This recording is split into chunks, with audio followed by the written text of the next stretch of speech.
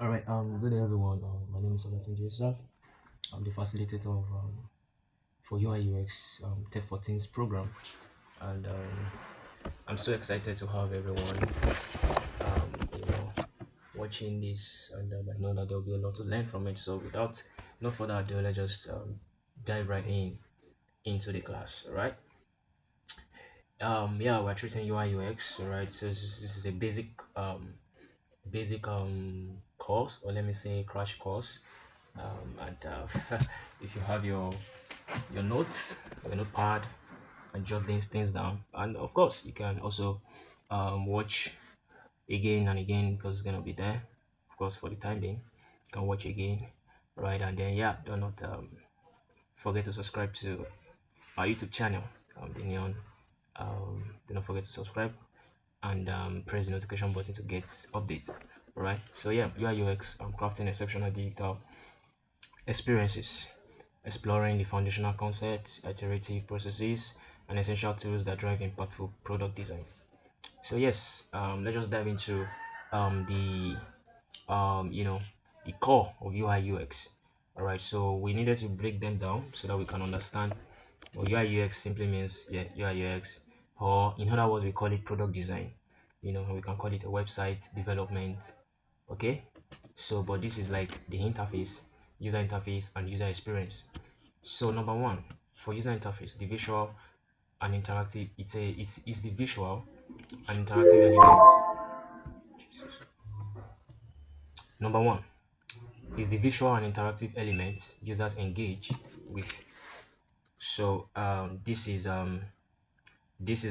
the what people interact with. So for UI, it's what we see on the outside. While user experience is the overall journey and satisfaction a user has with a product or a website. Number two, user interface focuses on aesthetics such as buttons, colors, typography, layouts, icons, and animations, while user experience focuses on usability and functionality such as research, wireframes, testing, information flow. And number three, it's about the look and feel of a digital product. While user experience, it's about how easy, efficient, and enjoyable the product is to use. Now, think of it this way: UI is the beautiful car, while the UX is how smooth and safe the drive is. So we say user interface is the body of the car, how beautiful it is, how pleasant it is in the look. While the user experience is the experience the users have with the car, like smooth ride, safe driving. UI versus UX, a real world example. So the UI is the visual design and interaction with you know, the interface, while the user experience is the experience the user have, and then the informations, the call to actions, etc., and all other things. Yes. Now we move to the product design process. The product design process is the flow of designing of building a product design. All right. So we'll look into the processes one after the other and give short explanation on how they works and how to push into it. By engaging these processes, we're able to build a product design, or a product rather, from scratch to finish. Number one is research and discovery. Research and discovery helps you to understand the problem, the target audience, the market, and the competitors. It helps you to gather insights into user needs and pain points. So research and discovery helps you to understand the problem before building a product. It helps you to know the kind of target audience you are building the product for, and then the kind of market the product falls into, and the competitors of the same product, people who or companies uh, who already build the same product or similar product. Number two, define. It helps you to synthesize findings, create user personas, and establish clear problem statements and goals. Don't if you don't know these terms, you can check on the internet to browse the terms of, when, for example, user personas. It helps you to, so that we don't want to waste too much time in this class. So when you define the process, the process stage, the second process stage, which is define, it consists of synthesize findings. I mean, you're able to narrow down your research into a solution for the problem you're trying to solve, or a problem you've understood and you're trying to solve it, through your research and discovery. And now in stage two, define, you are able to narrow it down to creating a user persona and establish clear problem statements and goals. Number three, ideation. Ideation helps you to brainstorm a wide range of creative solutions. Now you are starting to create solution for the problem, haven't state the problem and then the goals. You're able to brainstorm a wide range of creative solutions and concepts without judgment. You're able to do that because primarily you are not building for self-appealing, but you are building for uh, users out there to be able to interact with your product, and then it's easy for them the experience is easy and enjoyable. Number four, design design. So in this stage, you are starting to design your product. I mean, create user flows, wireframes, and prototypes, and apply visual design principles (UI), which consist of layout, typography, hierarchies, color psychologies, and all of that. So, and in this stage, we have, we'll touch that in our next, maybe next class, or when we dive deep into UI UX, or product design training. When it comes to creating user flow, we have low fidelity and high fidelity, but we'll touch that later. Number five, prototyping. In this stage, you're able to turn your designs into interactive models, from low fidelity sketches to high fidelity clickable prototypes. So in this stage, you are able to know how your product will, the flow, how it's going to work, your interactions, animations, from page one. What will a user click that takes them to page two?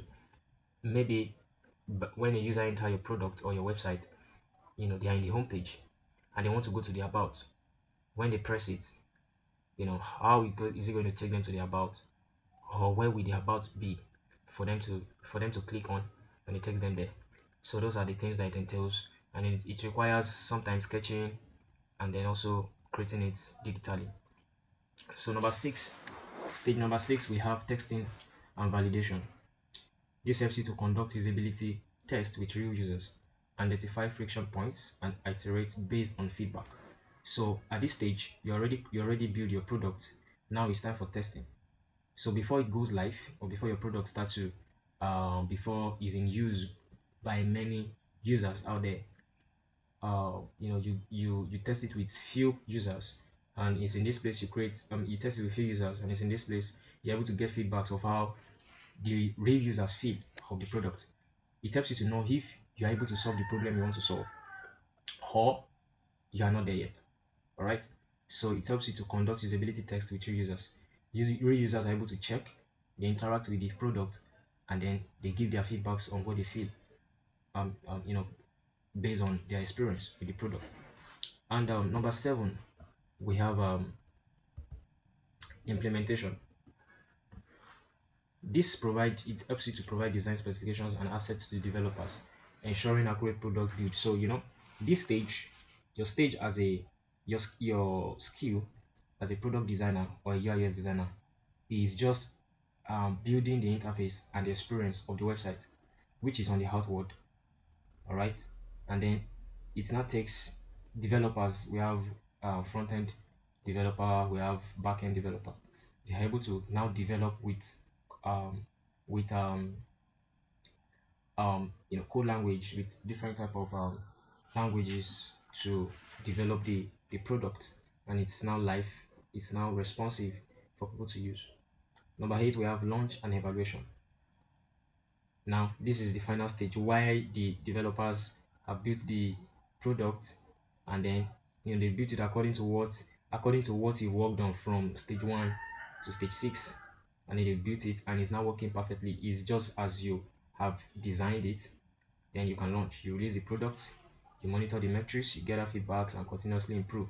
So you see where, if you want to download an app from Google Play or App Store, you're able to see feedbacks data. So feedbacks So that's like the interaction of users with the app. Some people say, oh, this app is nice, this app is very good. Some people say, oh, I don't like it, it's slow, it's lagging, and all of that. So those are different feedbacks. And as the designers and the developers are getting those feedbacks, it helps them to improve in the design. It helps them to be able to do better and solve the problem that the users are pointing out. So having understand this, let us move to the next slide or the next phase, which is we're diving deep into research and define. So research and discovery. The foundation of great design, this phase involves immersing ourselves in the problem space to truly understand user needs and market opportunities. So this is a more intense explanation of research and discovery. According to the last slide we just touched right now.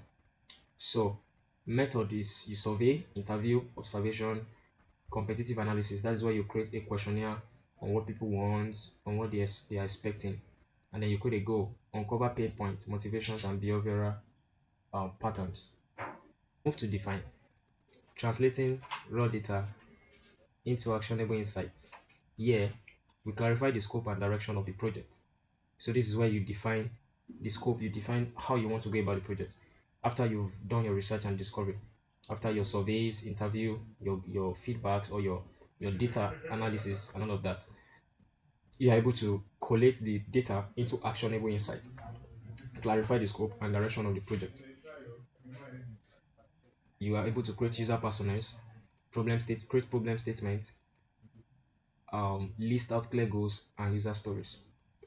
And the goal is to ensure everyone aligns on what problems to solve and for whom. Let's move on to the next one. We have ideation and design. Ideation is unleashing creativity to generate diverse solutions. No idea is too wide here. I mean, you can go as far as you want. Quantity over quality initially. Right. So this is the technique is what you need to do here is brainstorming sessions, mind mapping, sketching, crazy ideas, crazy heights. You just keep going, just keep going. Then your goal is to explore a wide spectrum of potential features and interactions. This is what you do here.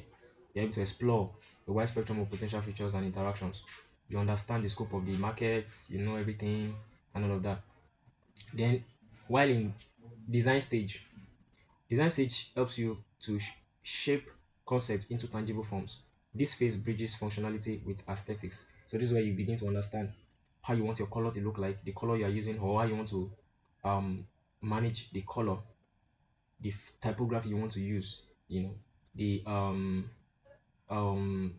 the pairing typographies you are going to be using, the layout actually, and then the form of how it's going to look like.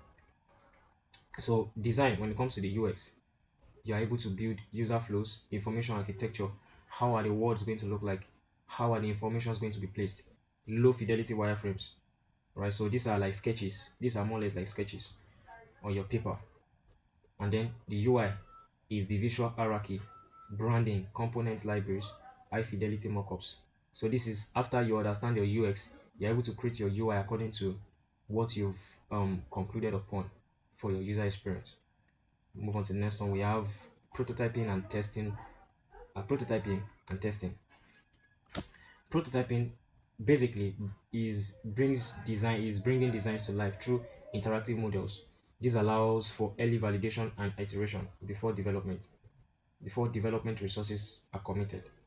So these are is bringing your design to life, how you want it to move from home page to about to blog post to contact page to whatever consists. I mean your product is consistent. So in this stage, you are able to first build the prototype on the paper prototype, which is a raw sketch, which is kind of low fidelity. Then you go from there to clickable wireframes. You go to your tool to build them what you've sketched, and then from there to interactive high fidelity mockups. You know, it's now real. Then the goal is simulate user experience and gather early feedbacks. All right. Then we go to testing and validation. Ensuring the design effectively solves the user's problem. Real user feedbacks is invaluable in this stage. Number one, the method to use is usability testing. A/B testing, user interviews, surveys. This is where real users test your product and you're able to gather feedbacks and to know if the problem you're trying to solve is is now eventually solved. The goal is to identify pain points, validate assumptions, and refine the solution. Now, um, we're moving to the tool. So having understand those ones, so those are like the theory basic of user interface and user experience, in short form UI UX or product design. So those are the basic you need to know. I mean, no matter what height you get to as a UI UX, those stages of design processes we mentioned, you cannot outgrow them. You cannot jump the process. They are first thing you need to attack, in building a product. All right. Key features is helps. It helps us in browser based. The key features of Figma 2, it is browser based, seamless real-time collaboration, and it's best for remote teams, live collaboration with stakeholders, startups, and agencies seeking all and all in one solution. So it helps you to be able to work remotely, and then it helps in live collaboration. Many users can be on board at the same time from different places. Figma's strength lies in its ability to facilitate truly collaborative design workflows, making it a favorite for agile teams. Then we have the second major tool, which is Adobe SD. Adobe Adobe SD is a UI UX design and prototyping software, deeply integrating with the Creative Cloud ecosystem. Key features: strong integration with Adobe tools, responsive, resize, advanced animation capabilities, voice prototyping, and is best for designers already proficient in Adobe Creative Suite, projects requiring complex motion graphics, teams preferring desktop applications with some cloud collaboration. Adobe SD excels for designers who leverage the broader Adobe ecosystem for comprehensive creative workflows. So we move to this. I mean, having known the two types of tools, major tools we use as UX designer, on UI UX designer and product designer or product designer. Uh, there's a quick comparison for you to know which one that is best or more efficient. In my own opinion, I can't say, but you decide yourself. After you've been able to interact with, it, with both tools, the features of Figma and then the features of Adobe. When it comes to platform, Figma is browser and desktop based, while Adobe XD is just desktop. You have to download the software and then you're able to save your stuff to your project to cloud. But Figma, you can use it on your browser and you can also download the software into your desktop. The collaboration is real-time and seamless for Figma. I mean, more than 10 people can be on a project to work on it. Why for Adobe, co-editing less smooth. So it means when it comes to collaboration, Figma is higher and more efficient. Prototyping in Figma is built-in and intuitive. And then Adobe built-in advanced animations, very cool. And then community based, Figma has massive community driven um um ideas, free resources. There are a lot of templates you can use on Figma that are already built by other designers, and it's just there for anyone to like to. For Adobe SD, it's a growing community. It's not as Figma, and it's smaller. So in community, Figma is more efficient. And then the integration, there are open APIs. There are a lot of tools you can use. I mean, they update the resources, they update the functionality day by day. And then for Adobe SD, the integration is best with Adobe Creative Suite. So if you know about Adobe Creative Suite, you can understand this that I've said. So in overall view is that both tools are powerful, but based on your workflow and the themes, you can choose whatsoever tool you want to use, whether Figma or Adobe. based on your workflow, existing ecosystem, and specific project needs. So this is the end of the class, and then I hope this will be able to help. You just need to watch again, kindly watch again to understand more and more, and then you can also browse on the internet to understand key terms when it comes to product designing and or UI UX designing. So please subscribe to the channel if you're watching. If you haven't, subscribe and click on the notification button. Yeah, once again, my name is Olatunde Sar, the facilitator for UI UX design, Tech for Teens program. Hope to see you next time. Thank you.